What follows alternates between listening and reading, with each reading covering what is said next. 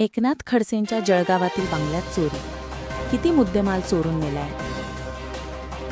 राष्ट्रवादी काँग्रेस शरद पवार गटाचे विधान परिषदेचे आमदार एकनाथ खडसे यांच्या जळगावातील शिवराम नगरातील बंगल्यात चोरीची घटना घडली आहे। ही घटना आज सकाळी उघडकीस आली। एकनाथ खडसे यांच्या जळगावमधील शिवराम नगरातील निवासस्थानी चोरट्यांनी मध्यरात्री दरवाजाचे कुलूप तोडत तळमजला तसेच पहिल्या मजल्यावरील खोल्यांमधील कपाट उघडून चोरी केली आहे।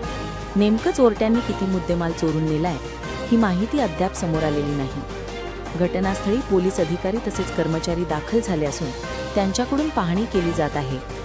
काही दिवसांपूर्वी एकनाथ खडसे यांच्या सून केंद्रीय क्रीडा राज्यमंत्री रक्षा खडसे यांच्या मुक्ताईनगर येथील पेट्रोल पंपावर सशस्त्र दरोडा पडला होता।